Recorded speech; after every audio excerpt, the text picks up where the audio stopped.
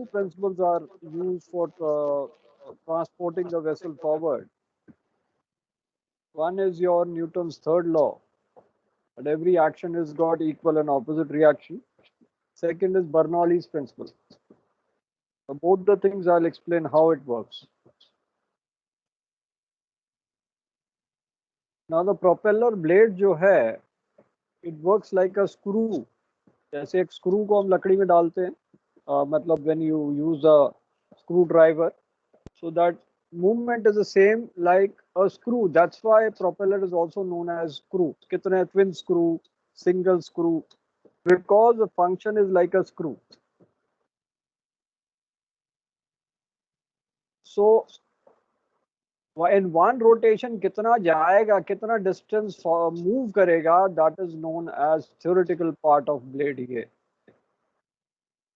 Suppose एक चक्कर लगाया तो उतना वो distance आगे जाएगा. So theoretical part of blade ये बन गया कि एक चक्कर में कितना आगे जाएगा. लेकिन suppose यहाँ आपके current है, slip है, जो current है, wind है, उससे आपका डिस्टेंस कम हो जाएगा. So this becomes your actual path. तो इन दोनों के बीच के डिस्टेंस को हम स्लिप कहते हैं.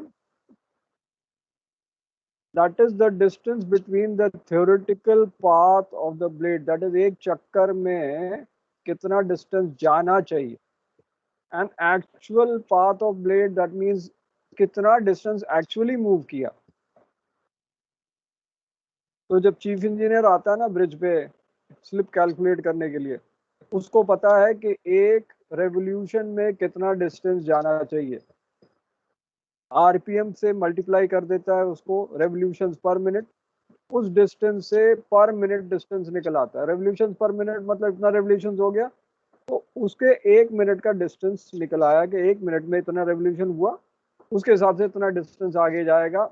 एक घंटे में मल्टीप्लाई बाई 60 एंड 24 आवर्स में एक घंटे में थ्योरेटिकल डिस्टेंस कितना गया. जीपीएस से हमें मिल जाएगा 24 आवर्स में कितना डिस्टेंस एक्चुअली गया है. दोनों के डिस्टेंस के बीच का डिस्टेंस बन जाएगा स्लिप. तो पूरा स्लिप 24 आवर्स का निकल आता है. फिर पर आवर का आप निकाल सकते हैं. तो ideal distance travelled by one revolution is known as pitch, or that subtracted by actual distance traveled in one revolution becomes slip. तो अगर आइडियल डिस्टेंस ज्यादा है एक्चुअल डिस्टेंस से तो स्लिप को हम पॉजिटिव कहते हैं. अगर आइडियल डिस्टेंस कम है एक्चुअल डिस्टेंस से, जैसे कई बार आपके पीछे से करंट है, पीछे से विंड है, तो आपका स्लिप नेगेटिव हो जाता है. That means your distance traveled will be more than actual distance done by the one revolution or in 24 hours. Slip अभी समझ आया कि नहीं? तो डेफिनेशन करेंगे, बट ये चीज समझ आई कि स्लिप क्या होता है. यस सर, समझ आ गया ना? तो हाँ ब्रिज पे चीफ इंजीनियर कैसे स्लिप निकालता है? वो निकालता है कि एक्चुअल डिस्टेंस कितना गया, जीपीएस से निकाल लेगा, और आइडियल डिस्टेंस उसने किया, पिच उसको पता है एक रेवोल्यूशन में कितना होगा, आरपीएम मल्टीप्लाई कर दिया पिच से, एक मिनट में उतना डिस्टेंस किया, मल्टीप्लाई बाय 60, एक घंटे में उतना डिस्टेंस किया, that multiplied by 24. So 24 hours का डिस्टेंस उसको मिल गया. एक्चुअल डिस्टेंस जीपीएस में मिला, माइनस कर दिया, वो स्लिप निकल गया. ठीक है. तो जो प्रिंसिपल ऑफ स्क्रू प्रोपल्शन यही है कि जो पानी को चर्निंग करता है, प्रोपेलर पानी को चर्न करता है, तो उसके बाद वो पानी को पीछे फेंकता है. जैसे एक प्लेन आगे जाता है उसी तरह वो हवा को फेंकता है पीछे, and then it moves forward. This is pushing the water behind and then moves forward as per action is equal opposite reaction as per Newton's third law. Bernoulli's principle कैसे काम करता है वो आपको समझाएंगे प्रोपेलर ब्लेड्स के कारण. That will I'll explain basis your skew and rake. दो चीज आती हैं, रेक और स्क्यू, उसके बेसिस पे बर्नौलीज प्रिंसिपल काम करता है, वो आगे बताएंगे. So a ship moves through water through propelling device, जैसे आपका प्रोपेलर है। पैडल व्हील्स तो आपके बोट में मिलता है, जैसे आप इंडिया गेट में बोट मिलती हैं, वो पैडलिंग चलोगे तो वो बोट आगे चलेगी, पैडल से वो प्रोपेलर चलेगा। सो दैट इज पैडलिंग, तो that is for fun, but actually your propellers are moving there.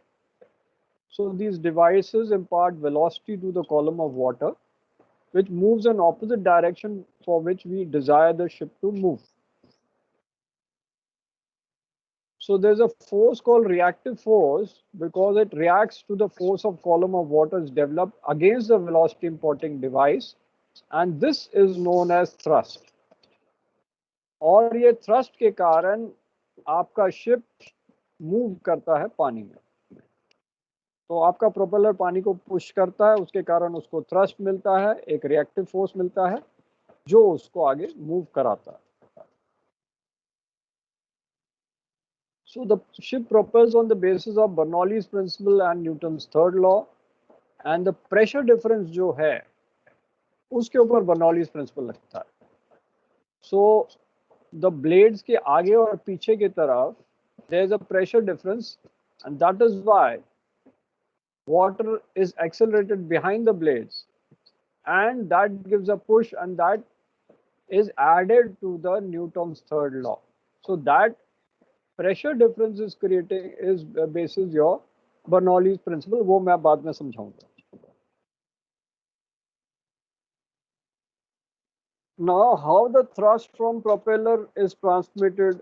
So it's transmitted to move the ship through transmission system, and that consists of your rotational motion generated by your engine crankshaft. Then you have an intermediate shaft, and then the bearings of the intermediate shaft, then the stern tube jiske through your propeller shaft is going, and then finally it is connected to the propeller. So sometimes people call it air screw also because initially the propeller was also used for aircraft. So propeller use a principle to provide propulsion through air as much like screw advances through solid medium, or when it used in water.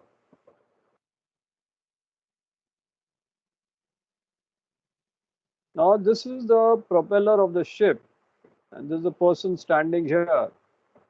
तो ये किस type का rudder है? Which kind of rudder is this? Semi balanced. Semi balanced। और इसमें cast soul piece दिख रहा है कहीं? नहीं है, कास्ट सोल पीस इसके नीचे होता ही नहीं है, क्योंकि ये गैप रहता है, ऊपर हैंग करता है और नीचे कुछ नहीं होता। So there is no cast sole piece in semi balanced rudder. Cast sole piece will only be in balanced rudder. तो ये जो पोर्शन इसका कनेक्ट करता है आपके प्रोपेलर्स को, उसको हब कहते हैं। And these are the blades of the propeller, और जहाँ ये ब्लेड कनेक्ट करते हैं उसको कहते हैं रूट ऑफ प्रोपेलर, और ये प्रोपेलर टिप है, this is the tip of the propeller. अभी अलग अलग पार्ट्स आपको कराएंगे। तो ये क्या चीज है? What is this? ये क्या लगा हुआ है? Zinc sir. जिंक है। इसका दूसरा नाम क्या है? सैक्रिफाइसल एनोड। अब ये प्रोपेलर में क्यों लगा है? इसमें यहाँ क्यों नहीं लगा है? क्योंकि ये corrosion resistant material corrosion resistant होता है। हाँ, कोरोजन रेजिस्टेंट है। तो ये फास्फोरस ब्रॉन्ज है, nickel alloy. So these are alloys which are corrosion resistant. तो इसके ऊपर ना कोई पेंट लगता है, ना इसमें कोरोजन होता है। लेकिन इस एरिया में सबसे ज्यादा ये क्यों हो रहा है? वाई इस एरिया में सबसे ज्यादा एनोड लगे, बाकी शिप साल में क्यों नहीं लगा? ये देखा है? इस तरफ नहीं लगा है, इधर लगा है, इधर लगा, लेकिन इसके आगे नहीं लगेगा।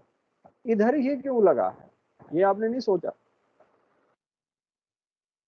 अब सपोज ओरल में पूछ गया भाई ये एनोड लगा तो है, लेकिन इधर और इधर लगा है, लेकिन इसके पीछे नहीं लगा है और इसके आगे नहीं लगा, ऐसा क्यों?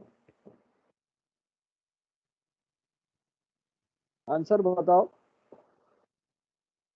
ये किताब वाले क्वेश्चन नहीं है, ये तो हम देख के, फोटो देख के क्वेश्चन बनाते हैं।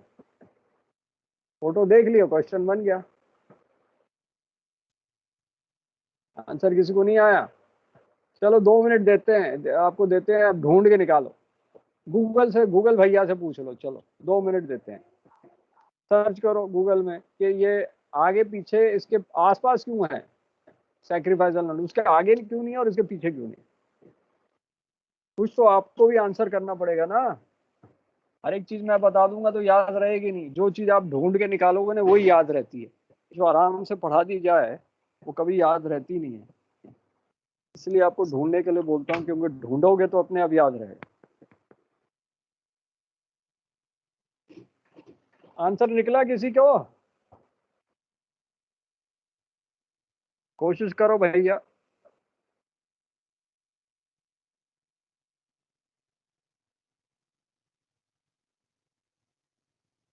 अब मैं आंसर बताऊं कि अभी ढूंढोगे?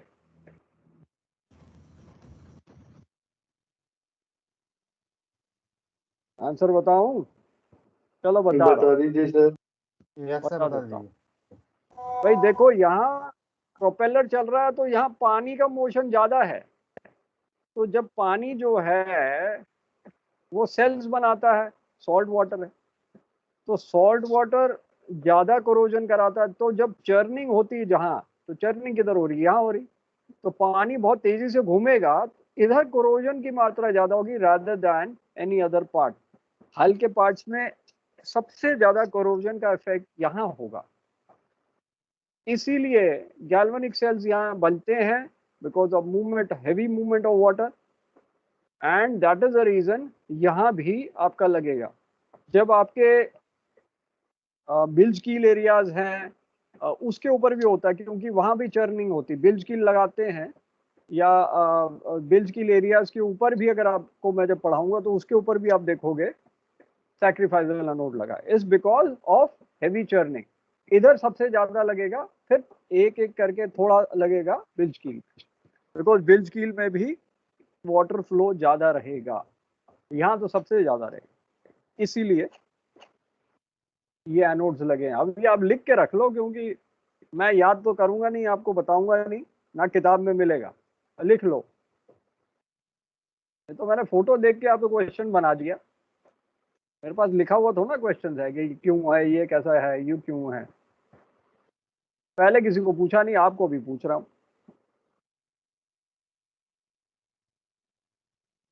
सो प्रोपेलर जो है like rotating fan which is used to propel the ship by using power generated and transmitted by main engine. So the transmitted power is converted from rotational motion to generate a thrust which imparts momentum to the water and results in a force that acts on the ship and pushes it forward.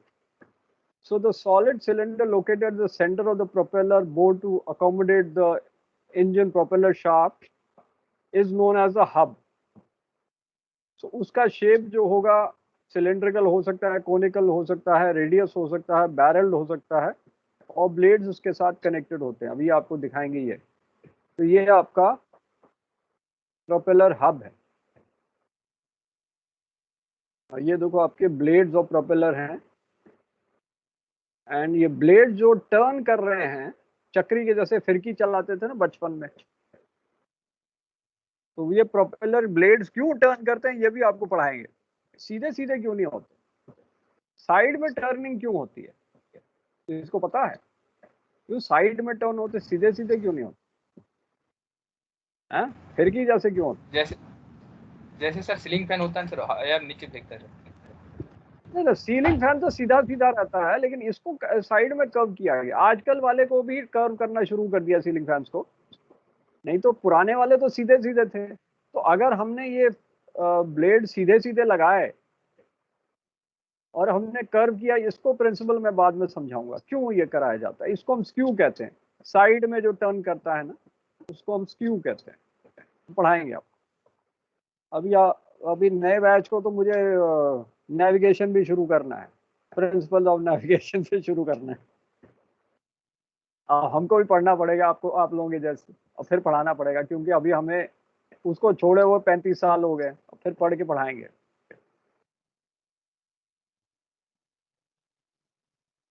तो hub जो है, अब वो जब पढ़ाएंगे तो उसमें भी क्वेश्चन बनेंगे, क्योंकि फिर हम तो भाई डिटेल में घुस जाते हैं और फिर उसके बाद क्वेश्चन निकालना शुरू कर जाते हैं उसमें। अच्छी बात है, हम नई चीज पढ़ाएंगे तो हमारे लिए भी नई जानकारी आएगी, है ना? क्या नहीं?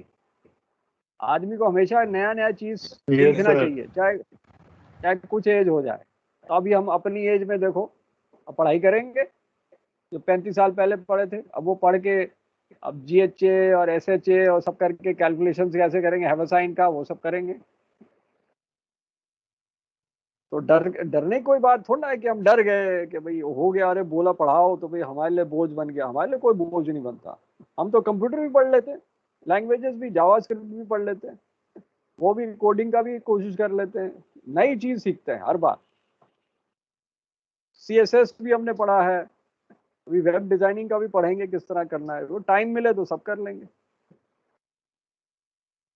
अब ये आपका हब जो है, that is the central portion of the screw propeller which carries the blades and forms a medium of attachment to the propeller shaft, which is known as propeller hub. तो हब से फायदा ये है, it is an energy saving device that can enhance your propeller efficiency and requires less power to propel the vessel forward, क्योंकि वो उसमें connected होता है तो एनर्जी सेव हो जाता है, थ्रस्ट बहुत बढ़िया मिलता है by joining the blades together। अलग अलग अटैच करेंगे तो आपका एफिशिएंसी कम हो जाएगा। अब इसके बाद अभी हम पढ़ाएंगे आपको रेक। रेक पढ़ाने से पहले आपको रेक के बारे में एक डायग्राम दिखाएं।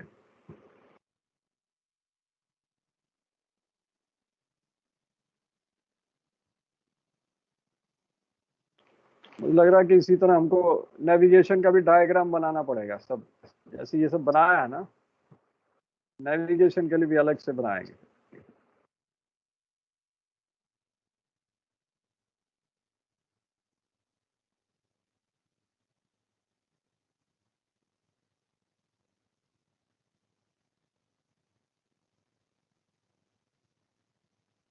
अब रेक क्या होता है बेसिकली, सपोज ये सीधा सीधा है, ये हमारा प्रोपेलर का एक्सिस है, प्रोपेलर शाफ्ट का एक्सिस है, उससे परपेंडिकुलर लगा हुआ है नॉर्मल प्रोपेलर।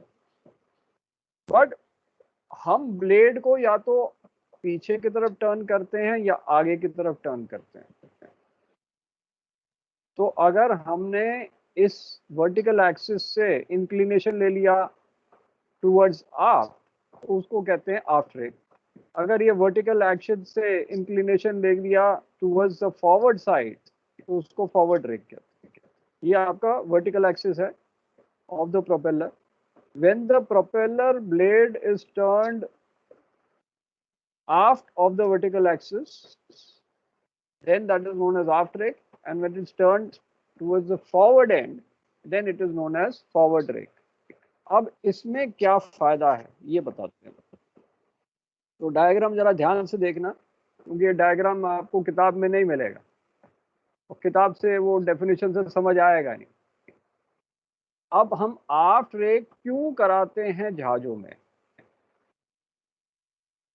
और इसी रेक के कारण ये बर्नौलीज प्रिंसिपल का काम शुरू हो जाता है, जो आपको बताया था। बर्नौलीज प्रिंसिपल का काम यहाँ से शुरू हो जाता है रेक के कारण। Now we have bent the propeller blade aft of the vertical axis. Vertical अगर हमने बनाया है, not axis, vertical line if you say, और वर्टिकल एक्सिस ही समझ लो। वर्टिकल एक्सिस से आफ्ट हमने बेंड किया, which is the axis which is vertical to the propeller shaft. Propeller shaft की एक्सिस से जो वर्टिकल एक्सिस है उससे हमने आफ्ट की तरफ बेंड किया ब्लेड को।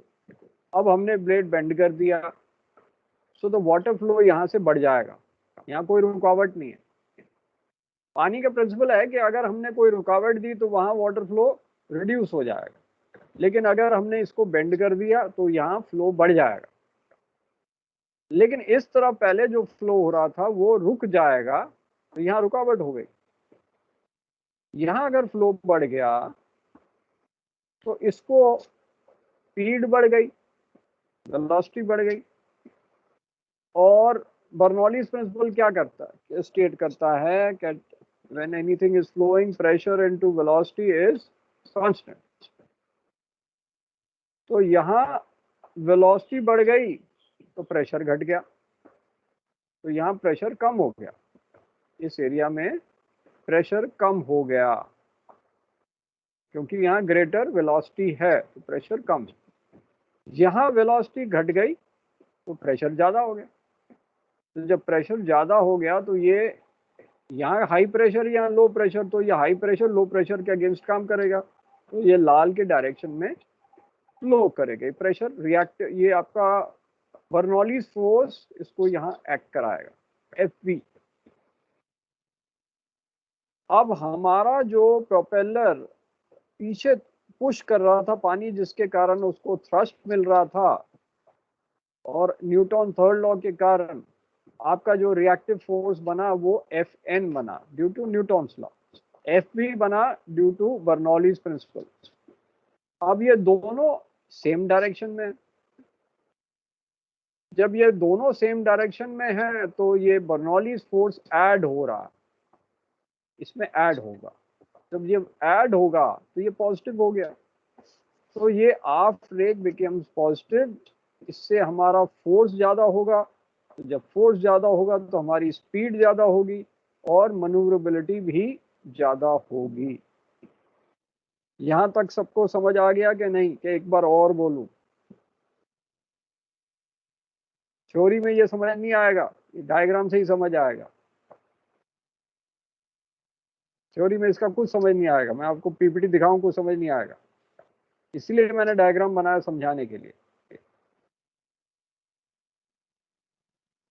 हाँ भाई, इसमें कोई डाउट है तो अभी पूछ लो, अभी पूछ लो, उसके बाद फिर मैं फॉरवर्ड एक बार और समझाऊं। ओके, यहाँ जो प्रोपेलर ब्लेड को हम पीछे, एक तो हमने रेक पढ़ा था, स्टेम रेक, कील रेक पढ़ा था ना, वो भी Yes, हम बेंड कर रहे थे, स्टेम रेक कील रेक कर रहे थे ना। अब ये प्रोपेलर रेक की बात कर रहे हैं, इसको भी हम बेंड कर रहे हैं, लेकिन यहाँ बेंड कर रहे हैं या तो आगे की तरफ या पीछे की तरफ। अब हम पीछे की तरफ बेंड कर रहे हैं क्योंकि ये फॉरवर्ड है, हम इसको पीछे की तरफ बेंड कर रहे हैं, which is aft of the vertical axis. ये वर्टिकल एक्सिस बना है प्रोपेलर एक्सिस के, ये एक्सिस प्रोपेलर का है, ये वर्टिकल एक्सिस है। तो हमारा एक एंगल बन गया from the vertical axis towards aft direct, तो इसको हम कहते हैं आफ्ट ट्रैक। अब क्योंकि वो बेंड हुआ तो यहाँ पानी जो है आराम से घूमेगा। अब इसमें पहले ये सीधा था तो यहाँ रुकावट हो रही थी, लेकिन अब ये बेंड हो गया, पहले सीधा था तो रुकावट हो रही थी, बेंड हो गया तो रुकावट खत्म, पानी आराम से फ्लो करेगा। और जब फ्लो करेगा तो तेजी से फ्लो करेगा, वेलोसिटी बढ़ जाएगी। वेलोसिटी बढ़ गई तो प्रेशर कम हो गया, P into V is constant, velocity कम हो गई, सॉरी प्रेशर कम हो गया। यहाँ रुकावट हो गई क्योंकि बेंड हो गया, पहले सीधा था, तो यहाँ वेलोसिटी कम हो गई, प्रेशर बढ़ गया। यहाँ प्रेशर कम है, यहाँ प्रेशर ज़्यादा है, तो ये इसको इधर धक्का मारेगा आगे की तरफ। तो ये हो गया बर्नौलीज फोर्स जो आगे की तरफ धक्का मार रहा है, बीपी इज बर्नौलीज प्रिंसिपल। अब प्रोपेलर हमारा पानी तो पीछे की तरफ धक्का मार रहा है, तो न्यूटन्स थर्ड लॉ, एनटीएल जो है न्यूटन्स थर्ड लॉ है, उसके कारण हमें रिएक्टिव फोर्स मिल रहा है जो आगे की तरफ है, विच इज Fn। ये भी आगे की तरफ है, ये भी आगे की तरफ है, तो दोनों ऐड हो रहे हैं। क्योंकि वो Fv ऐड हो रहा है, इसको हम कह रहे हैं पॉजिटिव रेक, और क्योंकि वो पीछे की तरफ बेंड है तो उसको हम आफ्ट रेक भी कहते हैं। इसी कारण आपका स्पीड और मनूवरेबिलिटी बढ़ जाता है। अब समझ आ गया? आप किसी को परेशानी? अब समझ आ गया, इसलिए मैं हिंदी में समझा रहा हूँ, क्योंकि इंग्लिश में बोल लूंगा तो कईयों के ऊपर से उड़ जाता है। दैट्स वाई इसको थोड़ा सा हिंदी में समझाता हूँ, दिमाग में एक बार घुस गया तो फिर इंग्लिश में समझा दे कोई बात नहीं, लेकिन पहले दिमाग में घुसना चाहिए उसको। यहाँ तकलीफ यही है बस, और कोई तकलीफ नहीं इसमें। एक इसकी तकलीफ और इस क्यों क्या है उसकी तकलीफ समझाने की है, बाकी और कुछ है नहीं इसमें। अब मैंने ब्लेड को ये नॉर्मल शिप्स में लगा दिया आफ्टर, क्योंकि मुझे स्पीड बढ़ानी है। ठीक है, तो ये नॉर्मल शिप्स में मैंने लगाया आफ्टर ब्रेक ताकि मुझे स्पीड बड़ी मिले।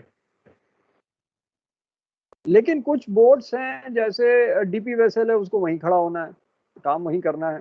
डाइवर की बोट्स हैं, उनको वहीं रहना है, क्योंकि डाइवर नीचे गया वो इधर उधर हो जाएंगे, डाइवर बाहर आएगा तो एक का बोट ही नहीं है, तो उनको एक ही पोजीशन पे खड़ा रहना है। कई बार केबल लेइंग वेसल है जिसको केबल डालनी है, तो बहुत धीरे धीरे से वो मूव करता है और केबल डालता है। उन वर्क बोट्स को ये वाला रेक चाहिए which is known as forward rake. क्योंकि आफ्टर रेक में स्पीड बढ़ जाती है तो आपका ट्रिम बढ़ जाता है थोड़ा सा स्पीड के कारण, लेकिन फॉरवर्ड रेक में आपका ट्रिम बराबर आगे बॉव को नीचे दबाता है, ये बॉव को ऊपर उठाता है, ये बॉव को नीचे दबाता है। अब ये आपने तो ये ब्लेड्स को वर्टिकल एक्सिस से फॉरवर्ड की तरफ बेंड किया। अब इसमें क्या होगा, क्योंकि बेंड कर दिया तो यहाँ रुकावट हो गई, ठीक है। यहाँ स्पीड आपकी बढ़ गई पानी की, लेकिन यहाँ तो स्पीड कम घट गई क्योंकि ये बेंड हो गया इस तरफ।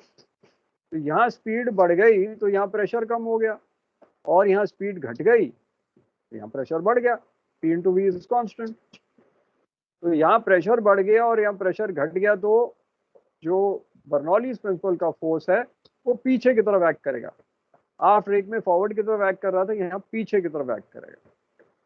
न्यूटन्स थर्ड लॉ के कारण हमारा जो फोर्स है वो ब्राउन वाला है, ये वाला Fn, रिएक्टिव फोर्स, ये ऐसे काम कर रहा है। लेकिन ये फोर्स हमें पीछे की तरफ धकेल रहा है, तो फाइनल फोर्स हो गया Fn माइनस Fb, जो इससे तो बहुत कम है। तो स्पीड आपकी घट गई, आप वहीं खड़े हो ज्यादातर।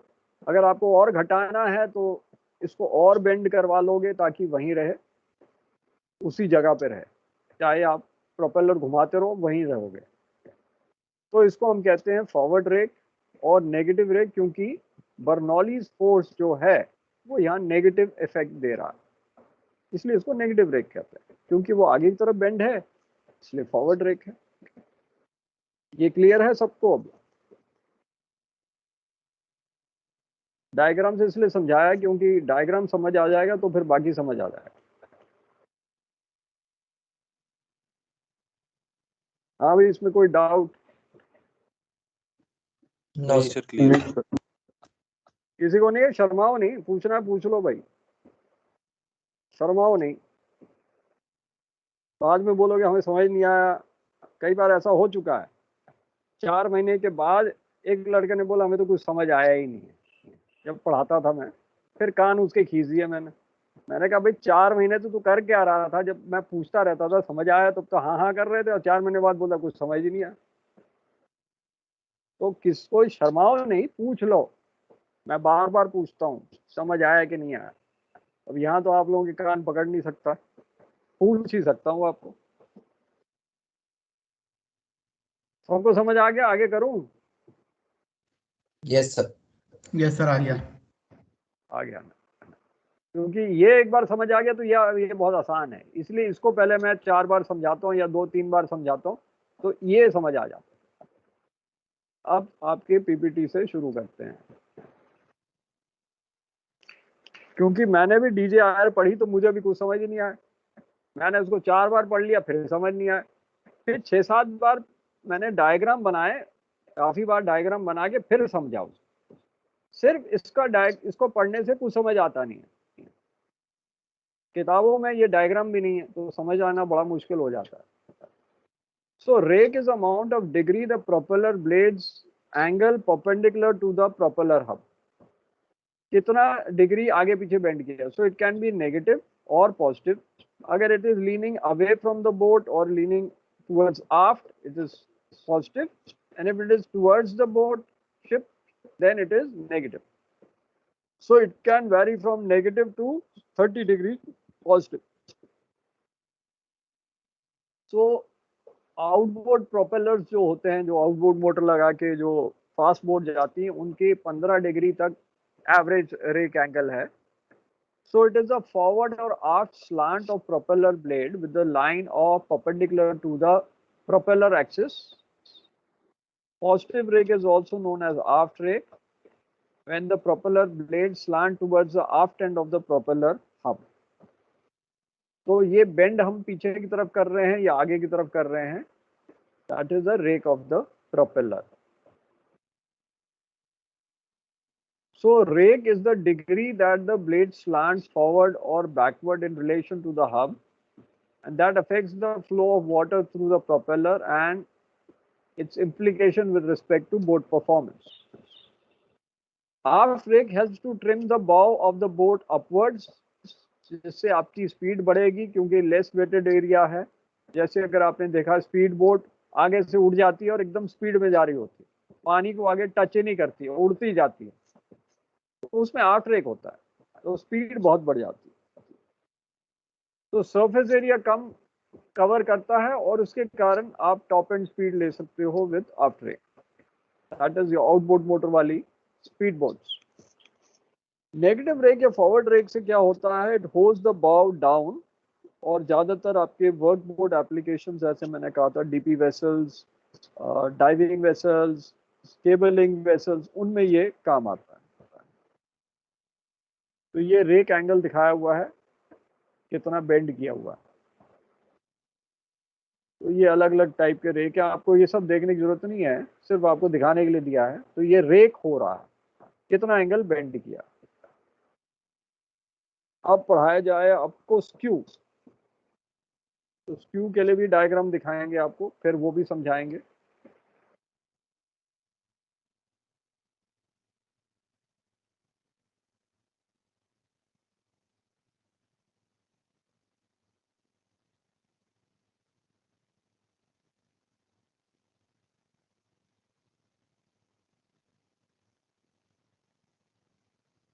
अब स्क्यू जो है, आपने कर्व बताया था, ये कर्व जो हो रहा है इसको हम स्क्यू कहते हैं. अगर हमारा ब्लेड ऐसे सीधा सीधा है और मैंने इसको इस तरफ कर्व कर दिया, लेकिन मेरा डायरेक्शन घूमने का इस तरफ है, इसका मतलब मेरा एपेक्स जो है ब्लेड का वो पीछे की तरफ है, लेकिन मेरा ब्लेड को ऐसे घुमा रहा हूं. तो जब मैं ऐसे उसको घुमाता हूं तो इसको हम कहते हैं ऑफ स्क्यू. ऑफ स्क्यू इसलिए कह रहे हैं क्योंकि इसका टिप जो है पीछे की तरफ है, लेकिन मैं इस तरफ घुमा रहा हूं. तो इसका जो लीडिंग एज है, ये जो पहले पानी को काट रहा है, उसका सरफेस एरिया बढ़ गया. ये लीडिंग एज है, और ये जो पीछे पीछे आ रहा है इसको कहते हैं ट्रेलिंग एज. यहाँ जो कनेक्टेड है उसको कहते हैं रूट, और ये हो गया हब, ये हो गया टिप. ये आपका लीडिंग एज का सरफेस एरिया ज़्यादा है, ट्रेलिंग एज का सरफेस एरिया कम है. टिप मेरा पीछे की तरफ है जब मैं ब्लेड को राइट एंगल या क्लॉकवाइज घुमा रहा हूँ, टिप पीछे की तरफ है. तो इसको हम कहते हैं ऑफ स्क्यू क्योंकि ये टिप पीछे की तरफ है अगर मैं इसको घुमा रहा हूँ. डायग्राम में आपका ये होना चाहिए direction of rotation, and accordingly ये डायग्राम भी होना चाहिए, क्योंकि कई बच्चों ने नहीं बनाया था डायरेक्शन ऑफ रोटेशन. इस बार एग्जाम में आया था स्क्यू के बारे में, but they have not made the direction of rotation. वो जरूरी है बनाना. अब इसमें जब आ रहा है, क्योंकि सरफेस एरिया ज्यादा है, तो जब सरफेस एरिया ज्यादा उसको पानी को काटेगा तो आपको थ्रस्ट भी ज्यादा मिलेगा. इसको काट रहा था तो नॉर्मल कट रहा था, लेकिन अगर मैंने इसको बेंड कर दिया पीछे तो पानी को ज्यादा काटेगा, जिसके कारण मेरा थ्रस्ट या बर्नौलीज फोर्स बढ़ जाएगा. तो बर्नौलीज फोर्स बढ़ जाएगा, वो आपके थ्रस्ट को ऐड करेगा, जिसके कारण आपकी स्पीड बढ़ जाएगी. ये आपने देखा हादसा, ये जो इसको घाटसा कहते हैं, क्या कहते हैं, आजकल सारे महाभारत सब जगह में आपने देखा होगा ये यूज करते थे. तो इससे गर्दन एकदम उड़ जाती थी क्योंकि सरफेस एरिया ज्यादा है. सर ये लाइफ बोट में भी होता है ना? लाइफ बोट में भी होता है ना, हैचेट जैसे होता है. तो इसका सरफेस एरिया ज्यादा है तो इससे अच्छी तरह कट जाती है चीज, जो भी काटो अच्छी तरह कट जाएगी. तो यहाँ भी लीडिंग एज का सरफेस एरिया ज्यादा है, पानी ज्यादा काटेगा. जब पानी ज्यादा काटेगा तो आपका बर्नौलीज फोर्स का इफेक्ट ज्यादा हो जाएगा और वो थ्रस्ट में ऐड कर जाएगा, आपकी स्पीड बढ़ जाएगी. तो ये आप स्क्यू और पॉजिटिव स्क्यू है। दूसरा होता है फॉरवर्ड स्क्यू और नेगेटिव स्क्यू। फॉरवर्ड स्क्यू का मतलब है जो मेरा टिप है वो डायरेक्शन ऑफ रोटेशन के साथ घूमेगा, तो ये टिप आगे की तरफ है और डायरेक्शन और रोटेशन के साथ घूम रहा है, तो इसको हम कहते हैं फॉरवर्ड स्क्यू, क्योंकि ये टिप आगे की तरफ है, पीछे की तरफ नहीं। ये पीछे की तरफ था, ये आगे की तरफ। डायरेक्शन ऑफ रोटेशन दोनों में सेम है, तो ये फॉरवर्ड स्क्यू है। अब क्योंकि इसका लीडिंग एज का सरफेस एरिया कम है और ट्रेलिंग का सरफेस एरिया ज़्यादा है, ये पानी को बहुत कम काटता है। जो नॉर्मल काटना चाहिए उससे कम काटेगा। जो कम काटेगा तो मेरे बर्नौलीज फोर्स जो है प्रेशर डिफरेंस के कारण एफ मेरा नेगेटिव हो जाता है ऑन द थ्रस्ट, तो मेरी स्पीड कम हो जाती है। तो जब मैंने फॉरवर्ड रेक रखा और फॉरवर्ड स्क्यू रखा, मैं बोर्ड को उसी पोजीशन में मेंटेन कर सकता हूं। अब ये फॉरवर्ड्स को ये मैंने दिखाया हुआ है, ये बना के, ये हसुआ होता है ना जो घास काटते हैं, तो उससे तो कुछ लकड़ी तो काट नहीं सकते, क्योंकि उसका सरफेस एरिया जो कटेगा वो इतना ही कटेगा ना। पानी जब काटोगे तो इतना ही पानी कटेगा, सारा पानी तो इससे कटेगा नहीं। तो जब इतना नहीं कटेगा, your F B becomes negative as compare to, आपका थ्रस्ट जो है उल्टी डायरेक्शन में जाएगा, आपका जो फोर्स है एफ बी पीछे की तरफ जाएगा रादर देन आगे की तरफ। उसके कारण फाइनल फोर्स आपका कम हो जाएगा, स्पीड कम हो जाएगी। और आपने वर्कबोर्ड एप्लीकेशंस में फॉरवर्ड स्क्यू भी यूज़ किया और फॉरवर्ड रेक भी यूज़ किया, ताकि आपका बोट वहीं रहे उसी पोजीशन में। ये क्लियर हुआ कि नहीं? Skew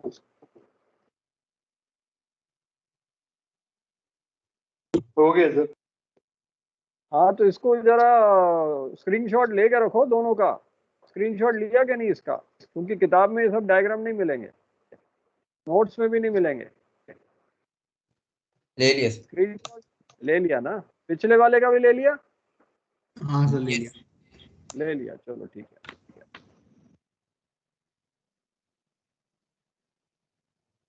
So the transverse sweeping of blades, such as viewing the blades from fore and aft, is showing a symmetrical shape. So aft skew जो है is positive skew where the blades sweep in direction opposite to the rotation. जो tip आपका पीछे की तरफ है और leading edge का सरफेस एरिया ज़्यादा है।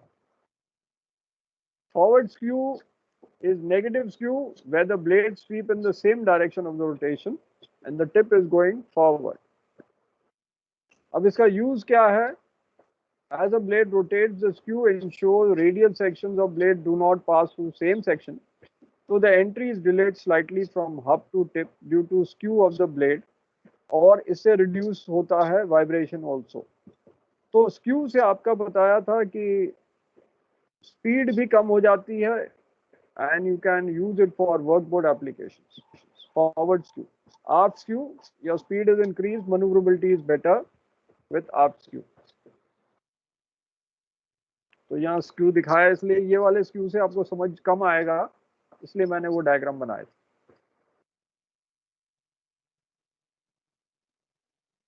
अब ये स्क्यू बना हुआ है, तो अगर वो क्लॉकवाइज घूमे तो उसको हम पॉजिटिव रेक कहते हैं, अगर वो एंटी क्लॉकवाइज प्रोपेलर घूमे इसमें तो उसको हम नेगेटिव रेक और नेगेटिव स्क्यू या फॉरवर्ड स्क्यू कहेंगे, अगर वो एंटी क्लॉकवाइज प्रोपेलर घूमे ये वाले डायरेक्शन का।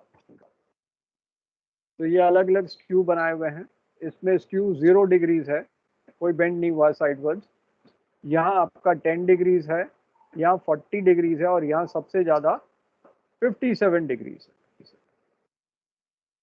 तो आपके जो पैसेंजर वेसल्स में सबसे ज़्यादा स्क्यू होता है, फास्ट शिप्स में सबसे ज़्यादा स्क्यू होता है, तो दैट आपकी स्पीड ज़्यादा हो और वाइब्रेशन भी कम हो, क्योंकि वाइब्रेशन को भी कम करता है स्क्यू।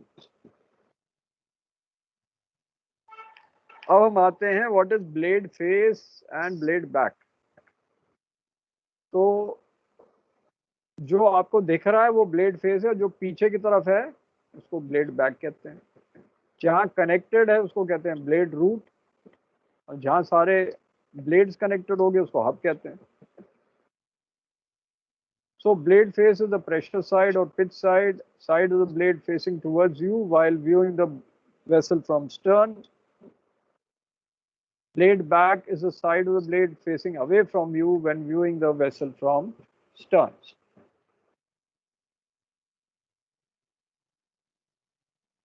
तो ये आपने इस तरफ से देखा तो ये ब्लेड फेस हो गया, पीछे की तरफ ब्लेड बैक हो गया। ब्लेड टिप है जो maximum reach of the blade from centre of the hub. It separates your leading and trailing edge. Leading edge का मतलब जो आगे की तरफ जाता है ब्लेड का edge in the direction of rotation. तो ये आपका टिप हो गया। Suppose this blade is moving in the clockwise direction, तो ये वाला लीडिंग एज हो गया और ये ट्रेलिंग एज हो गया। अगर वो एंटी क्लॉकवाइज जाएगा ये ब्लेड, तो इसमें ये लीडिंग एज होगा, ये ट्रेलिंग एज होगा। ये हब के साथ जो कनेक्टेड उसको रूट कहते हैं। तो ये अब डायरेक्शन इसमें देखा आपने, रेक है, यहाँ रेक है, ये आपका इस डायरेक्शन में घूम रहा है, तो ये लीडिंग एज हो गया, ये ट्रेलिंग एज हो गया।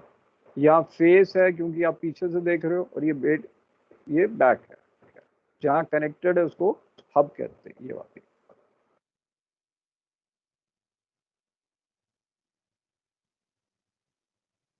Now what is radius of propeller?